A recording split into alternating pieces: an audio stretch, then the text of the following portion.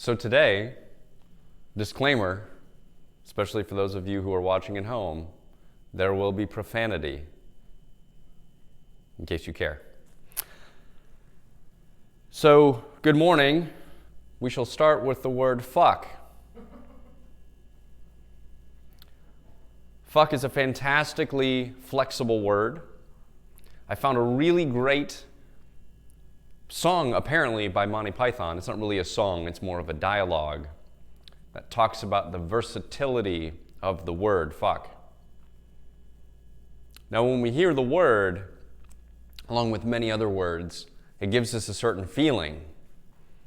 And for most of us who grew up being taught that this word was a bad word, we have a little bit of a feeling of sneakiness, or like we're getting away with something, or like we might get in trouble. There's a little bit of danger associated with the word. Of course, there are plenty of other words out there. We'll talk about some more later. But it was interesting to me to consider language, right? To consider what it is that makes language useful to us, that gives us this idea of profanity, and what that does for society. So I wanted to talk about this, especially in conjunction with last week's talk. Last week we talked about how we may be perceiving the same concept, but we may be looking at it from different perspectives. And so I wanted to know and wanted to discuss how language affects our perceptions. And for anyone who's looked into the research of language, it does a significantly affects the way that we perceive concepts. Right? As we communicated last week a little bit, I brought up the idea of I'm saying words to you, and you are using those words to try and reconstruct what you think is the idea that I'm communicating. Right? So last week we talked about the idea of God. What is God? What is that idea? What does it mean to us as humanists? What does it mean to people who are religious? And so I said words, and you tried to reconstruct images in your head, whether it was the, white-robed, white-beard guy in the sky, or just a more general concept, or just the idea of human connectedness. And a lot of times we try and visualize that. So when I say the word fuck, or shit, or any of those other words, that conveys an idea to you.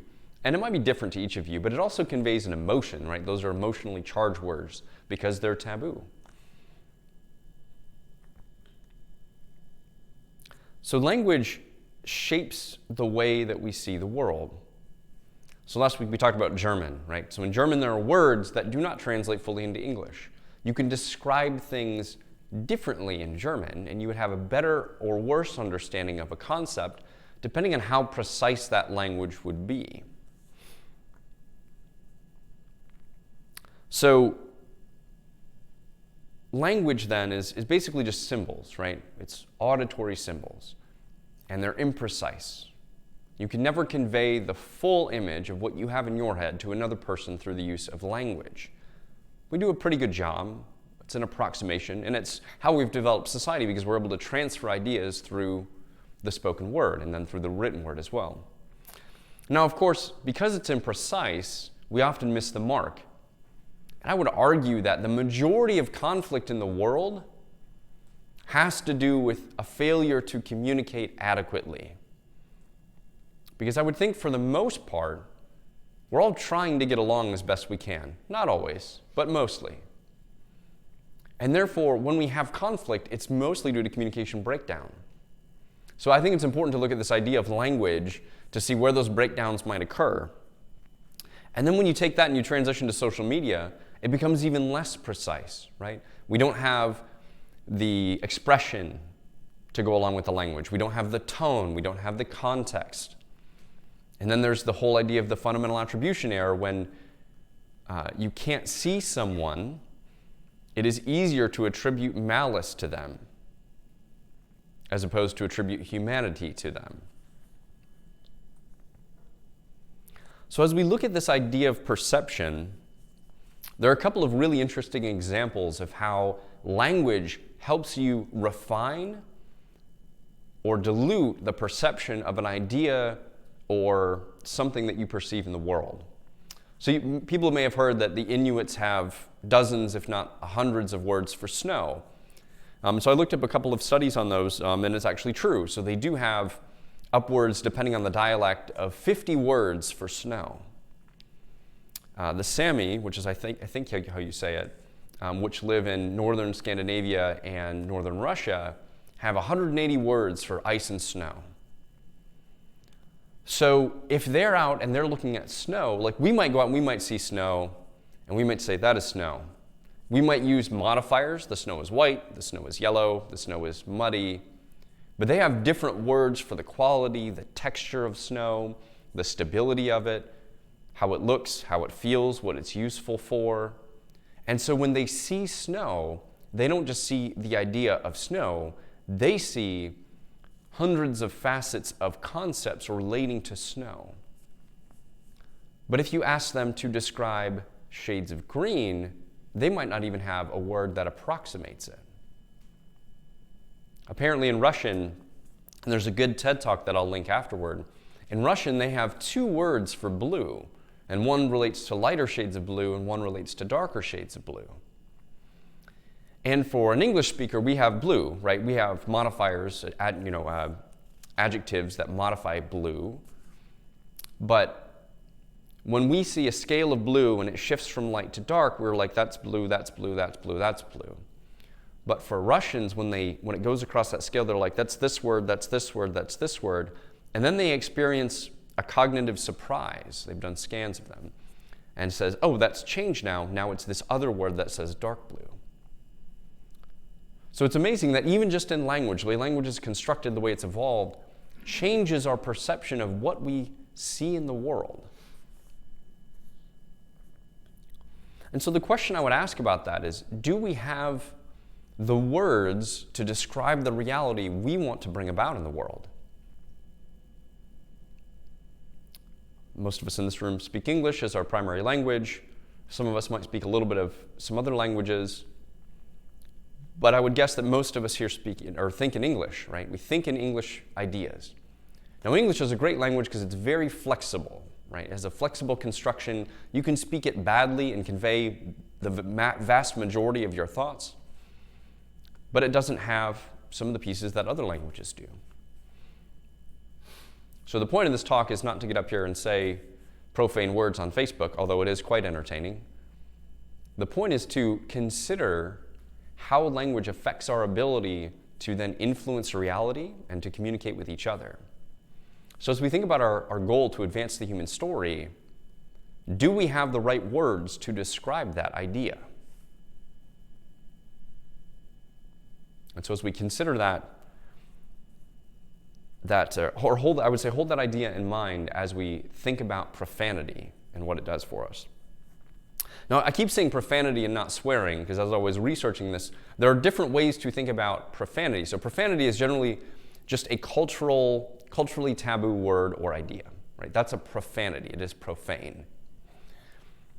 A swear, as the British might say, a swear or to swear is more closely associated with blaspheming. So generally something against a religious idea. So to swear, right? To swear on the Bible and then to lie is to basically blaspheme God. You've said that you would tell the truth, the whole truth, and nothing but the truth. And then to curse was more associated with an actual curse, to curse somebody or something in terms of like a voodoo curse or a witchcraft curse, to put a curse upon someone. So I thought it was interesting to look at those separately. So profane is more the general term, to say something inappropriate. So there's more research today that shows that swearing is not nearly as bad as we think it is, nor is it necessarily associated with someone with a lower intelligence or a limited vocabulary, which is oftentimes the perception related to people who swear, right? Sometimes they are more associated with fields of manual labor, but I think that might end up being more cultural or due to the fact that they smash their thumbs and toes more often and therefore require the use of those words more frequently. But they've actually found that people who swear in conversation that there's a culture of swearing actually have closer bonds and closer relationships in a work environment, which is very interesting. Of course, there's always a balance to those things, right? So there are people who take it too far. But basically, so there was a New York Times article, and I'll link all of these afterward, that said swearing is not just for dummies.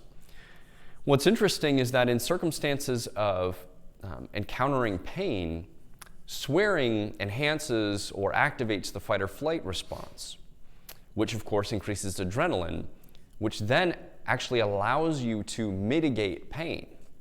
Now, it's not like a magical cure-all drug, but they found that in studies where they had people submerge their hands in ice water, people who were given a swear word to say were able to keep their hands in the ice water up to 50% longer than people who were given a word like chair.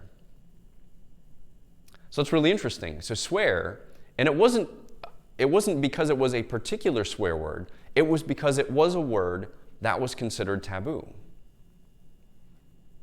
So interestingly, using the taboo word, regardless of what it is, actually changed someone's psychological response to a stimulus, to something they were perceiving. So it does that for pain mitigation, also for catharsis, right? So when you hit yourself or when you're experiencing something difficult, you use those words to help you express emotion, and in doing so, it gives you that catharsis, that feeling of relief. Right? You were able to basically use the word as a vehicle to expel emotion. What's really interesting is profaning is not a purely human trait. Monkeys will actually use sign language that they learn to basically curse or swear or profane. So in nature, monkeys use their excrement, right, to fling at things. Objects of disappointment, right, or disgust. But when they're taught the sign language for the word dirty in this case, which they use their knuckles underneath their chin, they started to use it as a swear word, right? So they would, when a mother was upset with her baby monkeys, she would basically say bad monkey, but use the word for dirty monkey. And not only was that taught to them just as a word and as a concept, but they stopped teaching the monkeys independently from human to monkey and saw if it would pass down through generations as a concept, and it did. So the idea of profanity and choosing a specific word as a profanity actually transmitted through generations of monkeys. Isn't that incredible? So there's something useful about this concept that helps us communicate an idea that isn't even unique to humans, but is maybe important in communication. Now, going back to this idea that profanity is something that only unintelligent people use. I disagree with that from working in the PR perspective or PR realm, because language and messaging is always or should always be tailored to the audience. Right? If you have people who swear, and that's part of their communication, and I have been part of a community that swears frequently, then language should be oriented towards that, right? It's sort of the in-group way of speech. And there are contexts where it's entirely appropriate to swear, and then other contexts where it's inappropriate to swear, at least perceived to be so. So one example of this is politicians, right? So politicians have this idea, and this is where the concept of politically correct comes from, right? That swearing is unacceptable. Now, we've seen from the current president that swearing is entirely acceptable to a large group of people, among other things, right?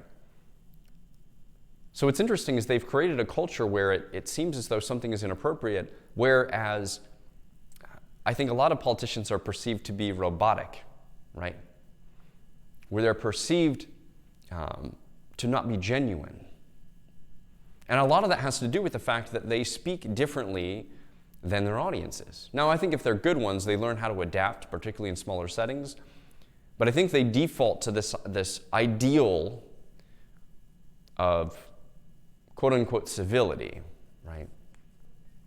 And it may be true. Maybe it's true that swearing would be not politically advantageous for them. But at the same time, we do have this concept of them that they're somewhat robotic, right? That they're not genuine. They don't speak like regular people speak, especially as they've been in office longer and longer. So what if politicians had a good swear every once in a while, right? And I think we've seen a couple of examples recently where some politicians, a couple of politicians have been impassioned or upset about something, and they revealed their genuine nature and used words that would be quote-unquote inappropriate in polite company. But they did so in context and with meaning, and it actually helped to better convey their point because of the emotional nature of the topic. So I think it's important to realize that swears are not valuable just because they're taboo, but because they convey emotion, and usually an intense emotion, right? So I remember there was I think a congressman from Colorado who, and I forget what the topic was exactly, gave an impassioned speech about whatever the topic was. And you can tell he was very animated, very emotional. And I don't remember if he swore or not, but he was known for being reserved, right, for being generally quiet. And so the difference between his normal speech and his impassioned speech drew attention to something of import, right? Swearing does that for us, right? It's used to a little bit of shock and awe, if you will, to bring attention to a topic, right? Particularly when we're mad. And some of the words are actually really good from the enunciation standpoint. There's a certain resonance to them, right? If we say, what the table, or shoot, it doesn't have quite the ring, quite the harshness, right, of shit, right? And you draw out the SH, and then the I is a very sort of a grating vowel, and then the T has a certain amount of finality to it. I think that's why the word fuck is so universally well used, because there are elements to the sound that resonate well, right? The hard k sound at the end gives you a sense of closure, right? So the F you can draw out much like the SH and shit. So fuck, right? And then the gives you a really great vowel projection in the middle. And you can lead up to it. What the fuck? And then, of course, the word itself is incredibly versatile. There's some really great examples.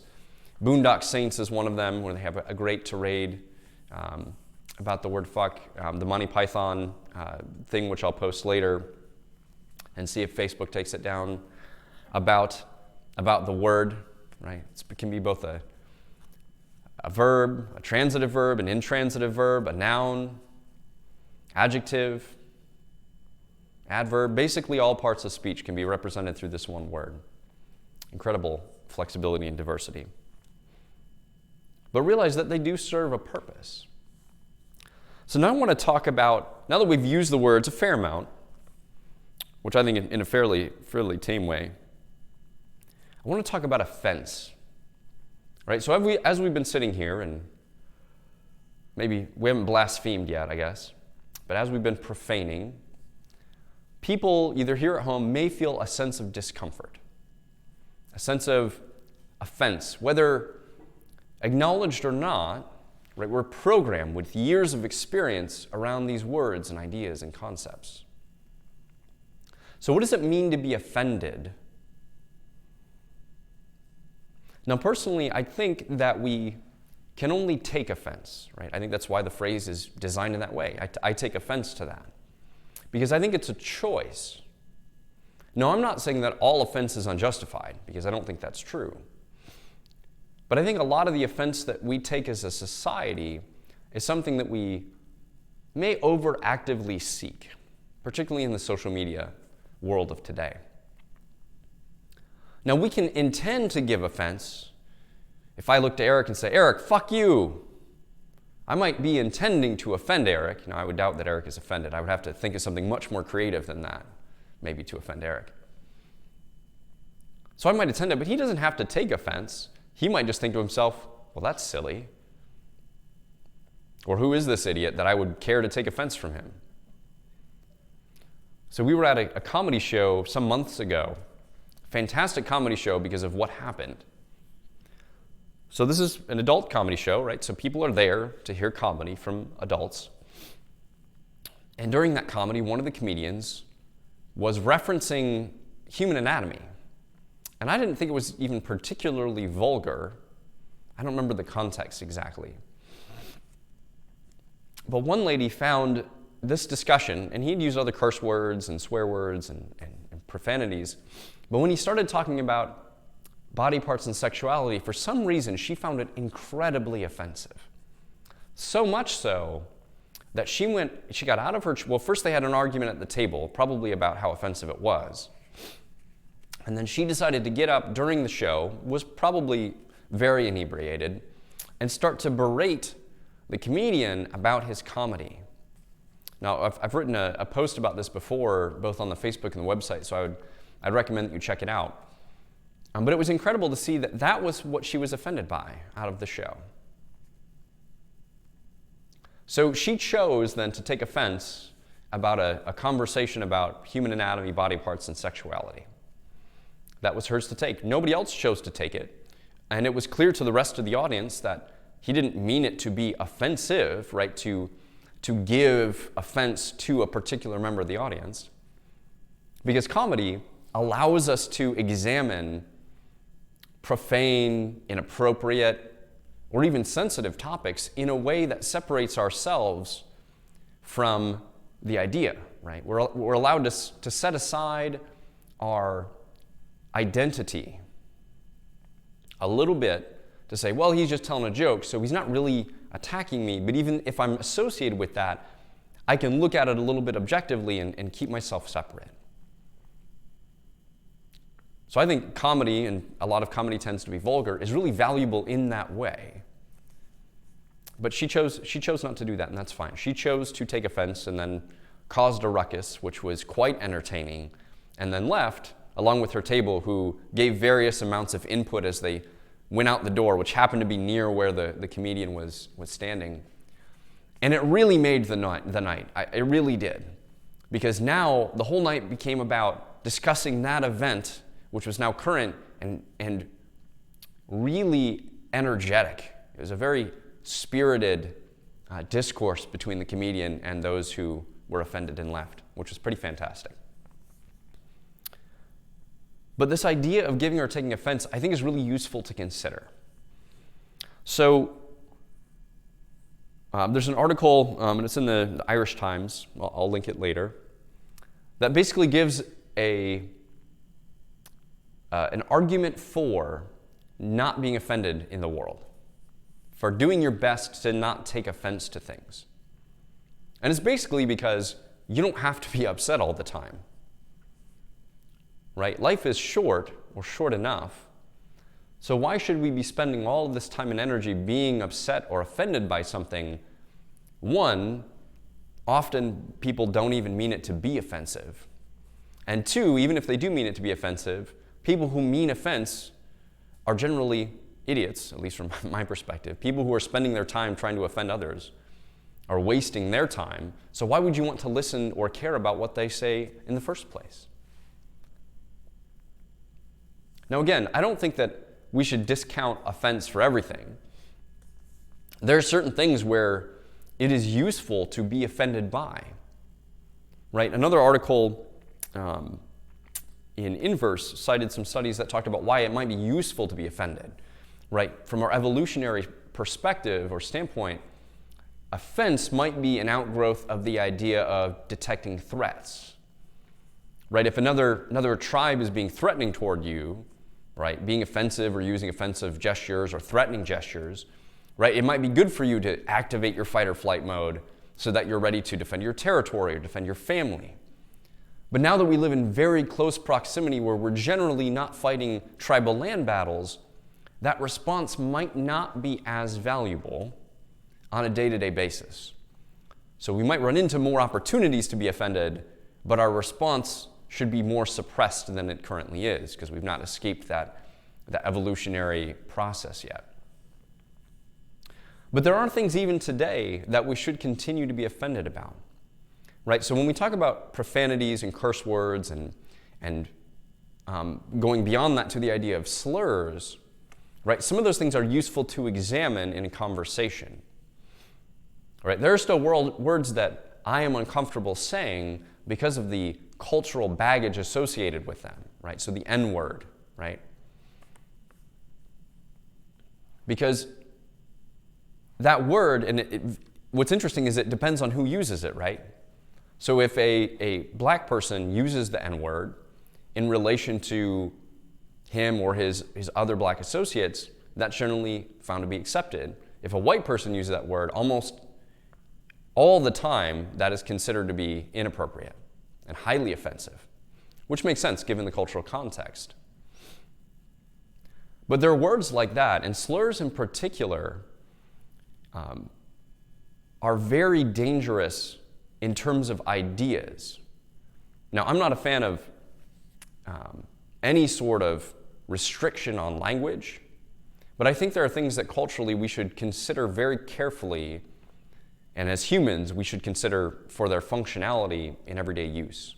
Slurs serve to dehumanize, right? If you call someone a fuck, right, that's a generic term. There's nothing, nobody is peculiarly, I think I got that out, associated with that word, right? It doesn't have any inherent meaning other than it is a general profanity.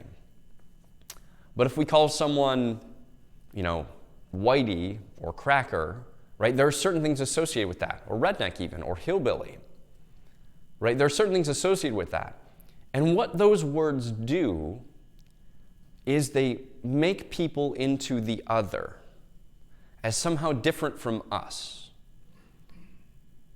right? So throughout the world's wars, we hear about the slurs that were used, right? Krauts, Japs, slants, more recently, ragheads, right? And in my military service, I've heard people use these terms. And I understand why. They use these terms to deliberately make people others.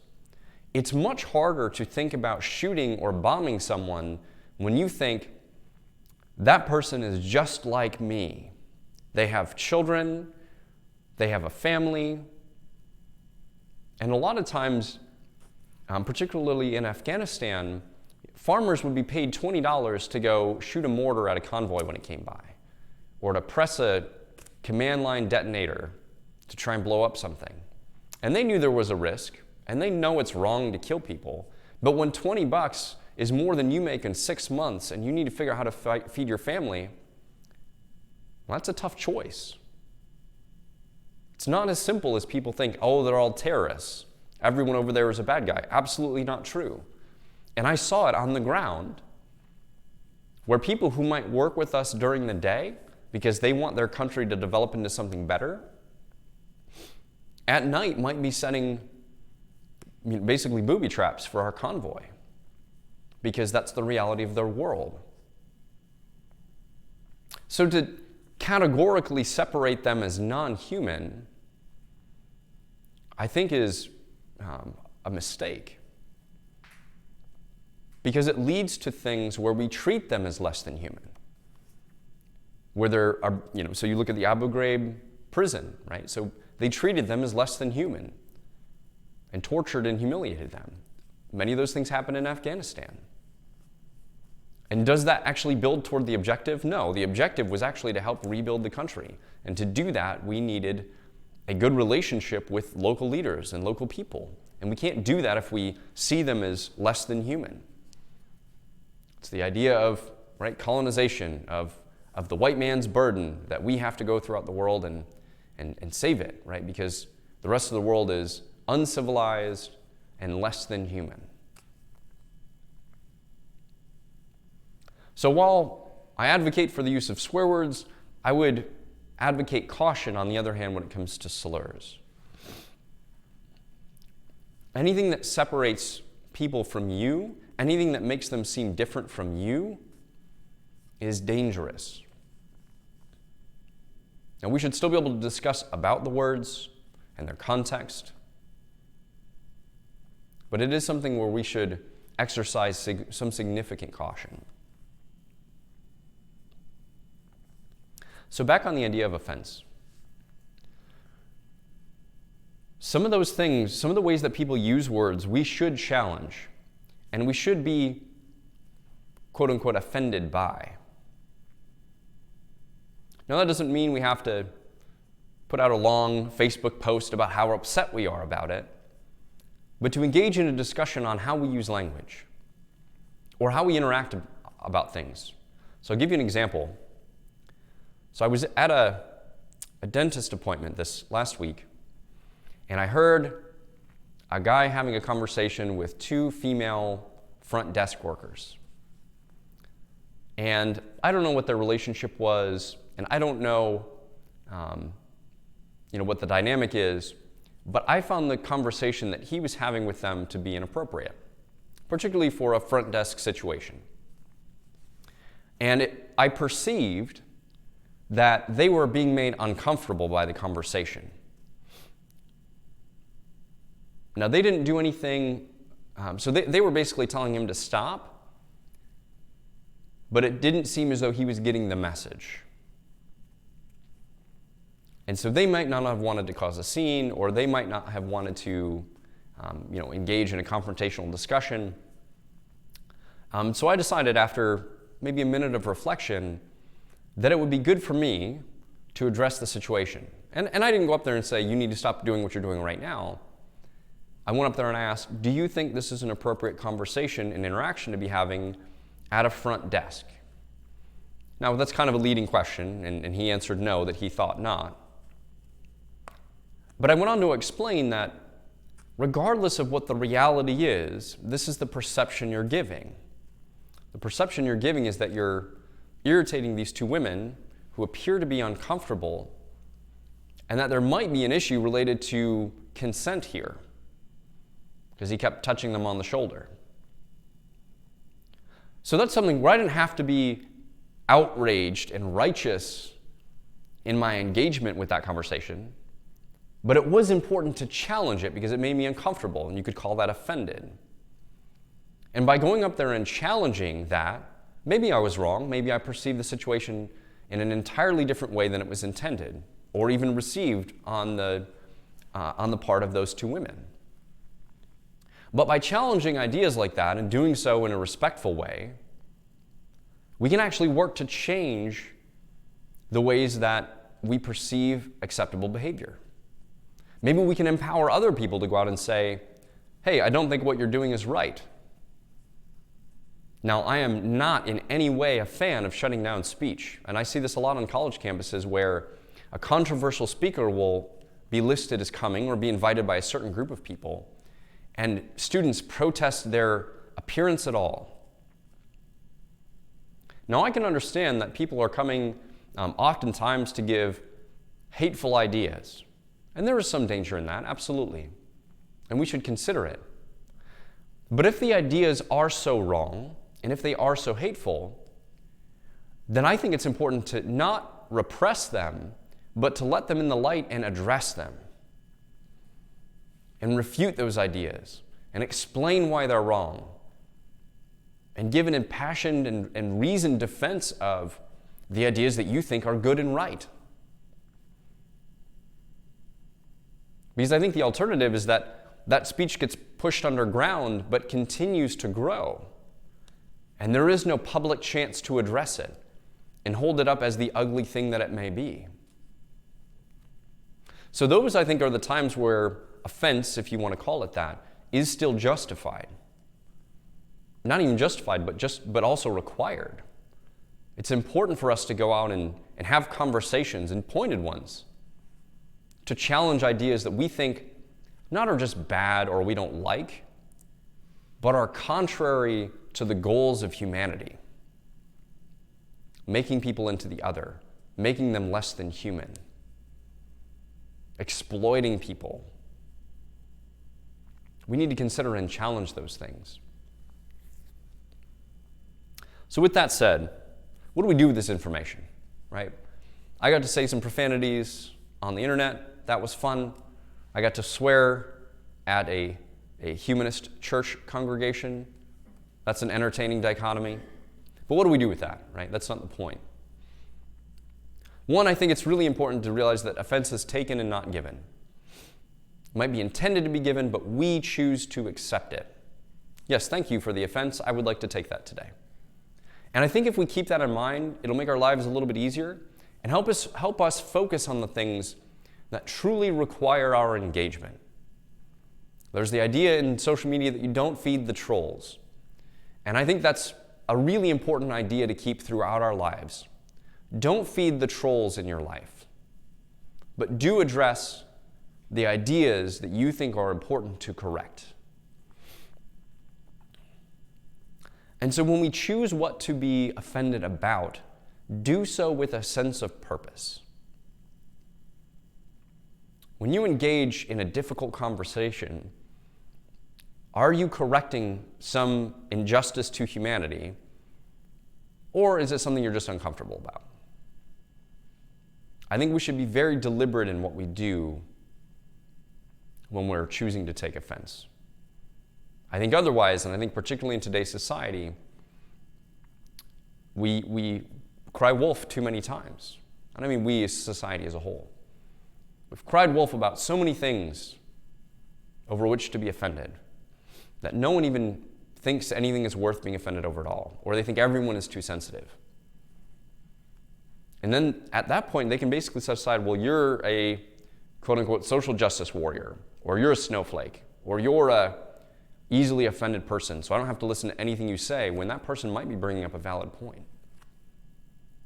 So I do think the offense noise has become far too high, and we should reduce it significantly. And then we should engage with purpose to correct those things that actually need correcting. And there is no answer to that. I tried my very best not to give a specific example that I thought was something to, well, I guess I gave the one, which is a guy irritating two women. Now, other people might think that's not. I think it's pretty clear that that's something that a conversation we should engage in. But I don't stand up here to give you an answer on what things you should or should not be offended about. As humans, it is absolutely critical for us to examine those things from our perspective, try and make sense of the objectives we want to achieve in our lifetime and with all of humanity, and then engage.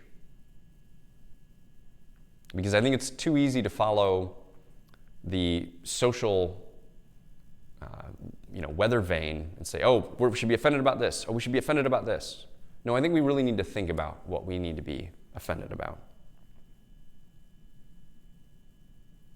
And then finally, I would say, profane with some fucking decency. That is to say, use your profanities well. First in the grammatic sense, because it's always a more useful profanity if you do it grammatically well. I don't even know if that was a good grammatic sentence, but you get my point. But use them with purpose, right? Communicate with your audience. Teach people to swear well, right? I know my children have learned from my wife some fairly precise usages for some profanities. And they have employed them correctly, which I was very impressed with. I was like, that was well done. Try not to say it around other people because it will create confusion and offense on their part, unfortunately. But that was correct. You did a good job. Because to me, it's a tool. It is a tool like any other. Language is a tool. We choose to give words power. So for instance, the word church, right? We as a humanist organization have chosen to use the word church deliberately, and it still causes great discomfort among many of our members, and understandably so, because for them it represents something that they don't necessarily agree with. Or maybe it represents the abuses of religious organizations over time. Our thought, at least for now, is that the word church can be redeemed. And it's the most precise word that we can use to convey what we're after, right? So words have meaning, but meaning changes over time, and it changes with usage. So we get to choose what words have power over us, and we get to choose what to be offended about. So with that said, swear well, choose wisely, and have a wonderful week. I would ask that people at home, as always, reflect and share something that they were grateful for in the week past, and then give something that they're grateful for in the week to come. So with that, we will conclude our service. Have a great fucking day.